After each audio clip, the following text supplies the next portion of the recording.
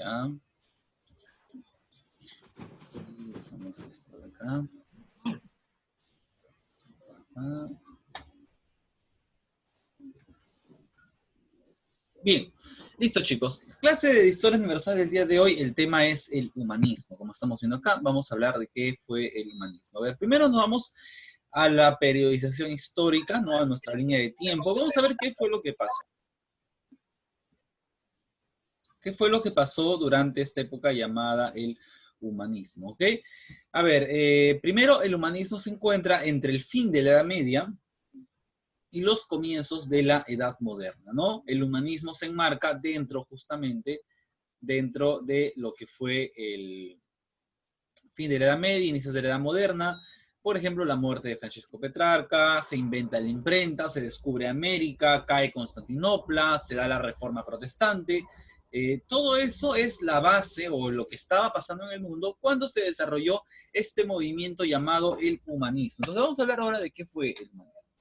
¿Qué es el humanismo? El humanismo comenzó a partir, dice, del siglo XIV. Fines del siglo XIV en adelante se desarrolla esta corriente, ¿ya? El humanismo. Es un movimiento intelectual de carácter filosófico, de carácter literario, que buscaba expresar una nueva mentalidad. Eso es el humanismo. Un movimiento que busca una nueva mentalidad, busca expresar una nueva forma de pensamiento, ¿no? Serán los estudiosos intelectuales quienes revaloricen la filosofía y la cultura de la antigüedad griega y romana, ¿no? Ustedes saben que en la época de los griegos, de los romanos, se desarrolló mucho el arte, la filosofía, el pensamiento, pero todo eso con la Edad Media fue dejado de lado para darle prioridad a la fe, a la iglesia. La iglesia, ya vimos la clase de la iglesia católica, y la iglesia tuvo gran poder, gran influencia durante la Edad Media. Pero para fines de la Edad Media, ya la iglesia ha entrado en una etapa de decadencia, la iglesia está en decadencia y eso va a permitir que muchos intelectuales, muchos filósofos, muchos escritores salgan y den nuevas ideas que cambien el mundo, ¿no? Y entre sus ideas se va a conocer como el humanismo, ¿no? Una nueva forma de pensamiento en la que ya hay que salir del dominio de la iglesia y hay que ahora buscar concentrarnos en el pensamiento, en el estudio del hombre. ¿Bien? En el estudio del hombre. Por eso se llama humanismo. ¿Qué es el humanismo? Una corriente filosófica, literaria, intelectual, que hablaba de estudiar al hombre, del estudio del hombre. Por eso se llama humanismo. Entonces, en el examen yo te puedo poner, para los humanistas, ¿quién era el centro de todo? ¿Quién era el centro de estudios? El hombre. Se cambió a Dios, se cambió a la fe por el estudio del hombre. Bien, como en la antigua Grecia, en la antigua Roma, se estudiaba mucho al hombre, ¿no? Este será el reflejo de las nuevas ideas y expresiones culturales que se difundieron en Europa durante los siglos XV y XVI. Bien, listo. El enfoque humanista, a ver, los humanistas se distinguieron por qué, intentar resolver problemas comunes del hombre y de la humanidad, ¿no? Buscaban resolver problemas del hombre, todo era relacionado al hombre. ¿Qué más? Cuestionaban varios aspectos de la vida medieval, ¿no? Se cuestionaban mucho las supersticiones, se cuestionaba mucho el poco estudio que había en la Edad Media, muchas cosas eran cuestionadas, ¿no? Pero sobre todo la fe, ¿no? El saber universitario, ¿no? Todo eso se cuestionaba, ¿no? Lo sobrenatural, el saber universitario basado en la escolástica, cosas se criticaba todo, pero principalmente se critica sobre todo la educación. Para los humanistas, la educación de la Edad Media está desfasada, está muy anticuada, muy pasada de moda. Y ellos proponen una nueva educación. Se propone evolucionar, como dice acá, evolucionar la forma de estudiar la realidad. O sea, ya no estudiar la realidad en función a lo que decía Santo Tomás de Aquino, San Agustín de Hipona, ¿no? Los padres de la iglesia, sino estudiar la humanidad o la realidad en base a lo que nos dice la biología, lo que nos dice la química, ¿no? Aquí tenemos el hombre de Vitruvio, ¿no? Las proporciones humanas correctas, ¿no? Se desarrolla el pensamiento crítico, no criticar, cuestionar todo, no simplemente aceptar lo que otro te dice. Tú tienes que cuestionarte todo lo que te informa, ¿verdad? La expansión del humanismo. El humanismo fue un movimiento que la verdad, sinceramente, chicos, se logró expandir. O sea, estas ideas innovadoras, estas ideas en las que el hombre se volvía el centro de todo, rápidamente pegaron, rápidamente ganaron gran acogida. Mucha gente que estaba queriendo liberarse del dominio de la iglesia empezó a acoger esta corriente humanista y se volvió muy popular. ¿En qué país se volvió muy popular? En el país de Italia. Acuérdate, en Italia. ¿Dónde nace el humanismo? En Italia, pero no en cualquier parte de Italia. En la parte norte, en el norte de Italia. Específicamente en la ciudad de Florencia. Acuérdate, en la ciudad de Florencia, allí nace, en la ciudad de Florencia, nace el humanismo. ¿Por qué en Italia? ¿Por qué en Italia? ¿Por qué en otro país? Sabemos nosotros que durante el fines de la Edad Media, el Imperio Bizantino termina cayendo en poder de los turcos, ¿no? Y cuando Constantinopla cae en poder de los turcos, todos la gran mayoría de los sabios de Constantinopla escaparon hacia Italia. Escaparon a Italia llevándose los libros, llevándose el conocimiento, todo lo que se había guardado allí por siglos. Entonces, primero, muchos sabios huyen desde Constantinopla hasta Italia. Y tenemos la razón de por qué en Italia comienza el humanismo, en Italia nace el Renacimiento, ¿no? Primero por esto. Las ciudades italianas se habían vuelto muy ricas por el comercio, muy ricas, y tenían mucho dinero, se habían hecho muy fuertes. Entonces, otra razón para que ahí comience el humanismo, el fortalecimiento de las ciudades italianas. Y por último tenemos la aparición de la imprenta de Johannes Gutenberg, o de John Gutenberg, ¿no? Se aparece la imprenta. En la Edad Media, vimos en la clase, ¿se acuerdan los monasterios? ¿A qué se dedicaba un monje? A copiar y copiar y copiar libros. A eso se dedican los monjes. Pero ahora con la imprenta ya no es necesario eso. Ahora con la imprenta se van a imprimir libros, y pues ahora todo el mundo, todas las personas van a tener acceso a la información, porque los libros y la imprenta van a revolucionar las comunicaciones en todo el mundo. ¿Bien? Entonces, así se expandió el humanismo. El humanismo tardó aproximadamente 50 años en difundirse desde Florencia hacia el resto de Italia, ¿no? Ya les dije, Florencia, nacimiento del humanismo. Bien, aparecen los mecenas. Ahora, a ver, te voy a explicar. Este señor que tú ves aquí fue un emperador romano, un César romano. Este César se llamaba Cayo Mecenas.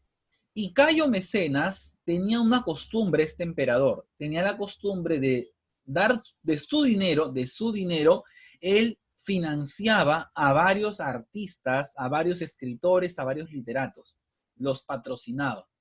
Entonces, se hizo la costumbre de que cuando cualquier rico o familia rica usara su dinero para financiar la obra de algún escritor, de algún literato, de algún pintor o de algún artista, se le decía mecenas, en honor a Cayo Mecenas, ¿no? A este César romano que hacía eso, ¿no? En honor a él, a todos los ricos que financiaban artistas, les llamaban mecenas. ¿Bien? Entonces, los mecenas protegieron a los humanistas y los financiaron. ¿Cómo un humanista o un artista podía hacer una pintura sin dinero? No, es que una familia muy rica le daba. ¿Por qué? ¿Por qué estas familias usaban de esa manera su dinero? Es que, chicos, miren, llega un momento en el que alguien se vuelve tan rico que no tienen que gastar su dinero. Ya no tienen que gastar su dinero. O sea, tienen tanto dinero que no saben en qué invertirlo, porque han acumulado demasiado. O sea, tienen hasta para morirse sin trabajar.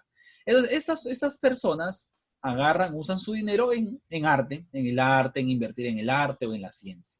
Entonces, los mecenas, ¿a quién se le dice mecenas? A las familias que protegían y financiaban artistas o escritores. A ellos se le dice mecenas. ¿En honor a quién? A Cayo Mecenas, el César romano que tenía esa costumbre allá por la antigua Roma, ¿verdad?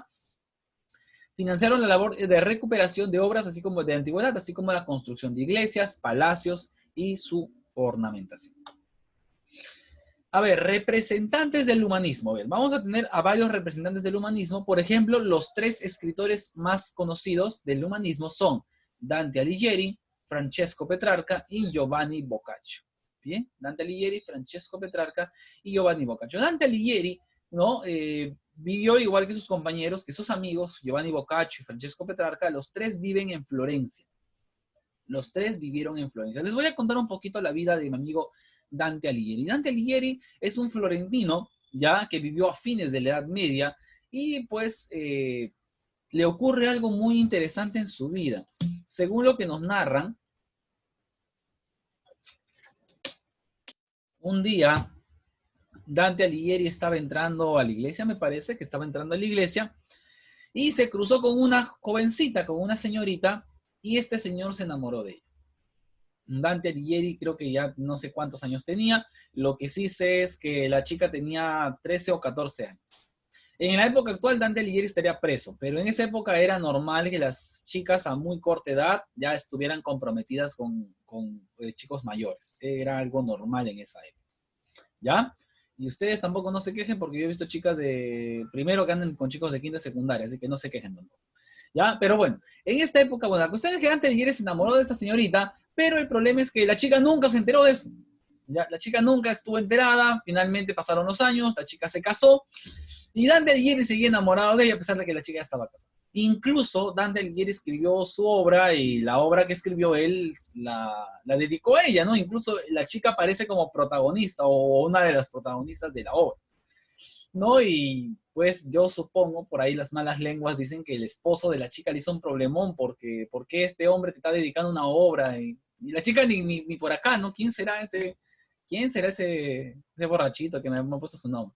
La chica se llamaba Beatriz de Portinari, ¿bien? Y bueno, lamentablemente la chica murió joven y por esa razón es que Dante Alighieri también pues sufrió mucho y en su obra aparece pues en una visión muy idealizada. Algo que ustedes tienen que entender, chicos, es que en esta época, en la época de estos escritores humanistas, la mujer es idealizada al extremo. O sea, la mujer es ya prácticamente vista casi como una santo, como un ángel, algo así. ¿Ya? Entonces, bueno, a muchas chicas en la actualidad les gustaría que las vuelvan a tratar así, ¿no? Pero bueno, ¿qué digo yo? ¿No? En esa época, pues, como les digo, ¿no? Bastaba simplemente hasta una mirada nada más para que un hombre se enamore de una señorita. Pero bueno, entonces en este caso Dante Alighieri ya sabemos un poquito de su vida, se enamoró de la llamada Beatriz de Portinari, pero nunca llegaron a concretar nada, nunca se casaron, ella se casó con otro hombre, murió joven y Dante Alighieri en homenaje a ella también escribió una obra que es muy conocida a nivel mundial, que se llama La Divina Comedia. Bien, La Divina Comedia. También hay que recordar que él no le puso Divina Comedia, él simplemente la llamó La Comedia. Divina es el nombre que le agregó su amigo Giovanni Boccaccio cuando la leyó, ¿no? Le agregó la palabra Divina Comedia y quedó así, ¿no? Quedó más bonito, La Divina Comedia.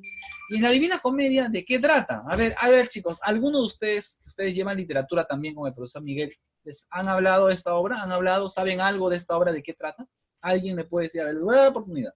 A ver, ¿de qué trata la Divina Comedia? ¿Alguien ha leído esa obra o les han comentado?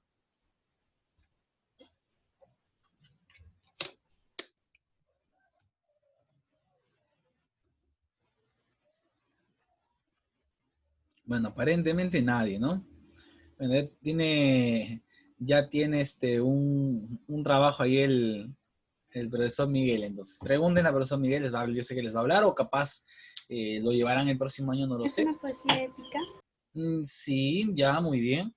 A ver, chicos, les cuento un poquito, ya les voy a contar un poquito de la Divina Comedia. Espérense, voy a ver si encuentro una pantalla para enseñarles una imagen. Esto lo voy a explicar con una imagen, ¿ya? Mm,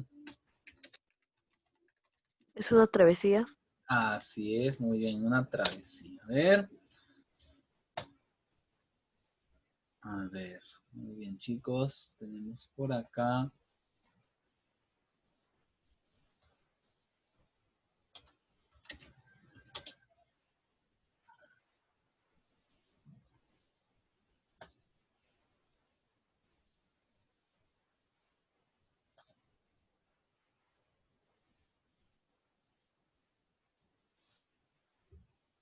Vamos a ver. Ajá, muy bien. Ya. A ver, chicos. Básicamente, miren, créanme, de los escritores humanistas, el más importante es Dante. Así que sí es necesario darnos unos minutos para hablar de él. Están viendo mi pantalla, ¿verdad? ¿Están viendo esta imagen? Muy bien. A ver, ¿cómo comienza la obra? La obra ocurre, si mal no me equivoco, ocurre en Semana Santa, creo que en Jueves Santo. ¿Ya? Y se supone que Dante está aparentemente, bueno, esta dice que con muchas personas caminando y Dante se pierde, dice que él se perdió en el sendero de la vida o algo así. Dante se pierde en una selva oscura. Y cuando Dante se pierde en una selva oscura, ¿ya? Aparecen tres animales a devorarlo, ¿no? Una loba, una leona, una pantera, algo se parecieron, ¿no? Que representaban vicios. Y bueno, aparece aparece el poeta Virgilio, un poeta de la antigüedad, de la época de los romanos, ¿no? O sea, acá ya vemos una conexión entre los humanistas y cómo ellos exaltan el pasado griego, el pasado romano. Aparecen personajes de la antigua Grecia, de la antigua Roma. En este caso aparece el poeta Virgilio y Dante Alighieri, él es un fan de Virgilio, y aparece Virgilio para guiarlo, ¿no? Para salvarlo. Y Virgilio le dice, yo te voy a llevar al cielo, le dice a Dante. Pero para llevarte al cielo, como te has perdido, tenemos que hacer un camino. Primero vamos a pasar al infierno. Nos vamos al infierno, le dice a Dante, ¿no? Y el infierno, según Dante Alighieri, tiene esta forma. Los famosos 9 círculos infernales. Los 9 círculos del infierno están aquí, ¿no? Y en cada círculo, pues, encontramos a los pecadores castigados. ¿Bien? Y bueno, ya sabemos, cuando Dante Alighieri entra al infierno, va a encontrar una famosa frase que la voy a poner en su examen porque es una frase ideal para cuando ustedes dan examen. Muy bien, a ver, vamos a ver por acá, ¿dónde está? Ah, ya. Miren, una frase ideal para cuando ustedes dan exámenes es esta, la que estaba a la entrada del infierno. Es por mí que se va a la ciudad del llanto, es por mí que se va al dolor eterno y al lugar donde sufre la raza condenada. Yo fui creado por el poder divino, la suprema sabiduría y el primer amor. Y no hubo nada que existiera antes que yo. Abandona toda esperanza si entras aquí. Qué ideal cuando ustedes dan examen que les ponga esa frase, de verdad. Parito, lo mismo pasa. Ustedes que son Exacto. la raza condenada a dar exámenes y a jalar como siempre. Pero bueno, dejemos de hablar de eso y vámonos a ver cómo imagina Dante el infierno. Según Dante dice que para llegar al infierno tienen que cruzar un río, el río Aqueronte. El río Aqueronte es un río de la mitología griega, ¿ya? Es un río de la mitología griega. Y está pues ahí el barquero Caronte, ¿no? Y él dice, Dante dice, ¿no? Que aparece el barquero Caronte, el barquero de la mitología, ¿no? O sea, en esta obra aparecen muchos personajes de la mitología. Aparece el barquero Caronte, los lleva, y él dice que vio un montón de gente que estaba metida en el río, que era comida por gusanos y todo eso, ¿no? Que no podían salir, los indiferentes, los que habían pasado su vida sin preocuparse por nada, ¿no? Llegan al entrar al infierno, lo atraviesan y llegan al primer círculo del infierno. En el primer círculo del infierno es el llamado el limbo. Son personas que eran buenas, pero que como no fueron bautizados por el Papa, no van a ver a Dios. Ahí está Sócrates, Platón, los sabios, ¿no? Tuvieron una buena vida, pero como no estaban bautizados, simplemente no van a entrar al cielo y no son castigados, ¿ah? Su castigo es que nunca van a llegar al cielo, nada más. O sea, pero viven tranquilos, en el infierno, ¿no? En el primer círculo. En el segundo círculo, encontramos pues a los lujuriosos. Los lujuriosos, allá también encontramos a Minos. Minos es un juez del infierno. Minos es el que juzga a los muertos y los mandas a cada círculo infernal, ¿no? Por ejemplo, y dicen que Minos es como un diablo que tenía 9 colas. Y según cada cola que enrollaba era qué círculo te mandaba, ¿no? Si enrollaba 4 colas, te mandaba al cuarto círculo, así sucesivamente. En el segundo círculo se castiga a los lujuriosos, a las personas que fueron dominadas por sus deseos carnales, ¿no? A esas personas que se dejaron llevar por sus bajas pasiones. Por ejemplo, encontramos a Cleopatra, encontramos a Marco Antonio, encontramos a Helena, encontramos a Paris y a un montón de personajes, a los infieles, a todos esos los encontramos metidos acá. Los lujuriosos, los que no pudieron controlar sus deseos sexuales. Luego ellos ¿cómo se los castiga? Aparecen unos torbellinos enormes que se los llevan y los estrellan contra las rocas. Qué feo, ¿no? Qué feo terminar así. Bajan al siguiente círculo, ¿no? Bajan al tercer círculo y llegan hasta donde están los glotones, ¿no? Llegan hasta donde están los glotones. Acá encuentran al perro Cerberos. ¿Ustedes se acuerdan? ¿Les han contado quién era Cerbero? A ver, ¿quién era Cerbero?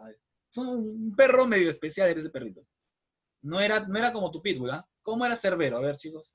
¿Alguien? Tenía 3 cabezas. Tenía 3 cabezas, muy bien. Cerbero, el famoso perro que estaba con Hades, ¿no? En el inframundo y que Hércules se lo llevó, ¿no? El perro de 3 cabezas. Y acá aparece, ¿no? Les digo que los humanistas mezclan mucho la mitología griega. Aparece Cerbero, ¿no? Y que está cuidando a los que están aquí.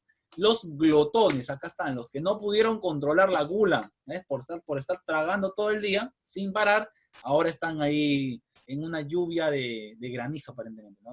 Lluvia de granizo. ¿Bien?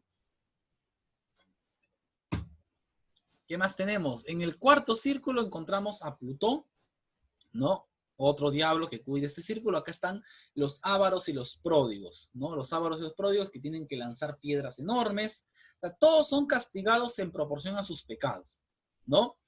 Llegan a la laguna Estigia y van a cruzar hasta el quinto círculo donde se castiga a los violentos, ¿no? Se castiga a los violentos, ¿no? Ahí entran ya, a partir del quinto círculo en adelante ya son los peores pecados, ¿no? Están los herejes, ¿no? Los herejes, los que siguieron una fe contraria a la fe católica. Hasta un papa lo encuentran metido ahí, ¿no? Que están en unas tumbas ardiendo, ahí están, condenados. También están los violentos, están los suicidas, están todos, todos están ahí, ¿no?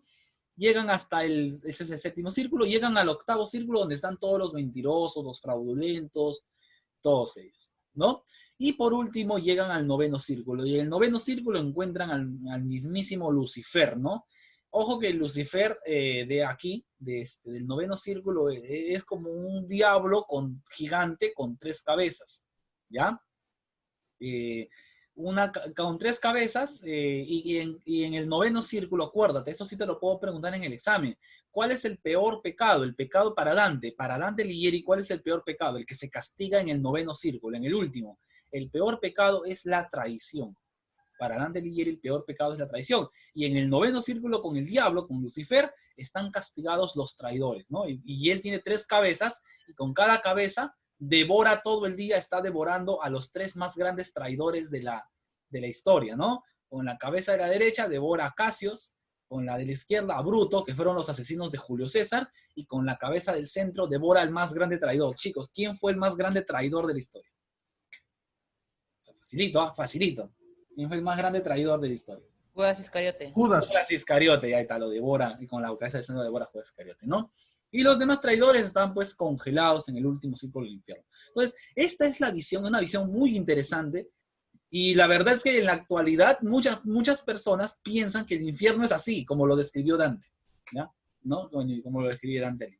La gran mayoría nos hemos quedado con ese imaginario del infierno de Dante, ¿no? Luego de aquí, Dante sale, van al purgatorio. En el purgatorio son como pisos que tienen que subir, donde están los pecadores que están purgando sus pecados, y luego llega al cielo, ¿no? Y la obra termina, bueno, en el cielo no lo lleva Virgilio, en el cielo Virgilio lo lleva hasta el purgatorio, no puede entrar al cielo porque Virgilio él no está bautizado. Como no está bautizado, Virgilio está aquí, en el primer círculo del infierno, ahí está, vive, bueno, ahí está, pero no puede ver a Dios. Entonces, para el cielo lo guía Beatriz. ¿Se acuerdan de Beatriz de Portinari? La chica que se enamoró Dante, aparece como una especie de virgen, aparece, y ella es la que lo va a guiar en su viaje por el cielo, hasta que la obra termina cuando Dante llega a conocer a Dios, a la Trinidad, ¿no? Y ahí termina la obra.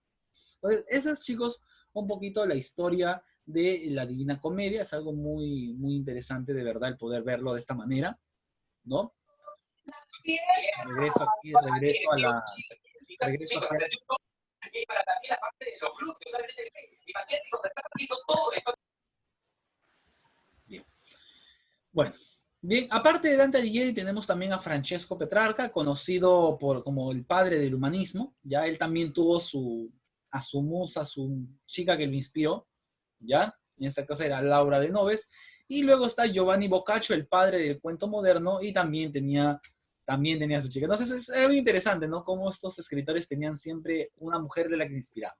Bien, luego tenemos a otro autor, que aquí lo estamos viendo, Erasmo de Rotterdam, ¿verdad? Erasmo de Rotterdam, él va a escribir una obra en la que critica a la iglesia, ¿no? Una obra en la que critica a la iglesia llamada El Elogio de la Locura, ¿no? El Elogio de la Locura. Tenemos a Nicolás Maquiavelo, el padre de la ciencia política. Maquiavelo es un hombre que ha pasado a la historia de una manera terrible. A Maquiavelo se le considera como un personaje cruel, implacable, sin sentimientos. Maquiavelo no era eso. Simplemente Maquiavelo escribió un libro en el cual él decía cómo es que la política debía dirigir un país, ¿no? Y a partir de ahí se ha pensado que Maquiavelo, pues, era una mala persona. No era una mala persona, ¿no? Pero él habla de que en un gobierno, o sea, para un gobernante, para un rey, su deber principal del rey es velar por el bien común de todas las personas, aun cuando tuviera que dejar de lado a algunas. Entonces, para Maquiavelo, debe primar más la sociedad o las personas. Para Maquiavelo, la sociedad. O sea, si tú tienes 1000 personas, ¿ya? Tienes 1000 personas que se pueden salvar, pero debes sacrificar a 10, Maquiavelo sacrificaría a las 10 para salvar a las 1000. Eso es visto como algo cruel, porque estás dejando morir a 10 personas, pero Maquiavelo se pone en el mejor de los casos. ¿Prefiero salvar a 10 o prefiero salvar a 1000? Y luego, por esa razón es que a Maquiavelo piensan, incluso su apellido, ¿no? Tú hablas cuando en la actualidad dices maquiavélico, estás pensando en algo malo, ¿no? Cómo ha pasado el pobre Maquiavelo a la historia. Su obra fue El Príncipe, ¿no? Y podemos resumir su obra en una frase llamada el fin justifica los medios, ¿no? El fin justifica los medios. O sea, no importa lo que hagas, si el fin va a ser bueno, no importa si tuviste que hacer algo corrupto o algo malo para alcanzar dicho fin. ¿Ya? Eso es algo que se desprende de la obra, aunque él no lo dijo. Bien, entonces chicos, con eso estamos terminando nuestra clase del día de hoy de el humanismo. Vamos a ver si encontramos algo por acá. A ver, un ratito.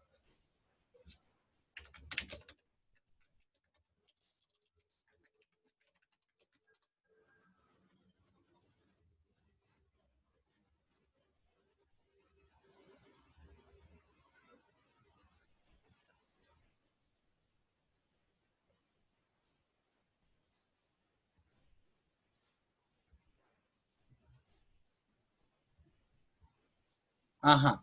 A ver, chicos, hoy hemos hablado básicamente, aparte del humanismo, hemos hablado sobre todo de la Divina Comedia, ¿verdad? Me van a ayudar entonces, ¿ya? Ya que han estado conmigo. A ver. Todos atentos, 6 preguntas y tenemos 6 minutos. Atentos con las preguntas. Vamos. ¿Cuál es el oficio de Virgilio? A ver. ¿Qué era Virgilio, chicos? Miren esas claves. Facilito, ¿ah? Asesino. ¿Cuál era el oficio de Virgilio? Virgilio, el guía de Dante, ¿qué era él? ¿A qué se dedicaba cuando estaba vivo? Minas. No. Dice Minos, ¿ah? No, lee bien, Minos dice. Chicos, Virgilio era un poeta de la antigüedad, de Roma, ¿ya? Un poeta. ¿Qué significan los 3 animales del bosque? A ver. Lujuria, Furia, soberbia e ira. furia, soberbia, ira. No, 3 pecados. ¿Quién te lleva al infierno? Aqueronte. Aquerón. Minotauro. Aquerón, ¿no? A ver. Acá es Minotauro. Caronte, ¿no? Ajá. A ver, ¿quién dice a qué círculo del infierno van? ¿Quién es el que decía Los traidores. a qué círculo van? No. ¿Quién es Minotauro. el infierno? ¿Minotauro? Minos. Mino. Minos. Minos. En el último círculo del infierno, ¿quiénes están? Los traidores. Muy Los bien. traidores. A ver. Muy bien, ya está. A ver, otro pequeño cuestionario que tenemos por acá. Personajes, a ver. Vamos a ver personajes también, 5 preguntas. A ver, ¿qué nos saldrá acá? Haz clic solo sobre las respuestas correctas e intenta no usar todos los fallos disponibles. Personajes de la Divina Comedia. A ver, quédate con los que sean personajes de la Divina Comedia. ¿Quiénes son personajes de la Divina Comedia? Virgilio, sí. Lucifer también. Beatriz, ¿personaje? No. ¿Cómo que no? Dante. ¿Quién guió por el cielo a Dante? Sí. Sí. Sí, pues. Caronte también, ¿no? El que los lleva. Victoria. Victoria. Sí. ¿Cómo No. se habla de qué Victoria ha hablado? Einstein. No. Tampoco. Isabel. No. Sí. Sí. ¿Cómo menciona Marlo? Tampoco. Dante. Dante. Dante, obviamente. Dante. Está Dante. Son los únicos personajes de la Divina Comedia. Muy bien, chicos. Entonces, vamos a terminar.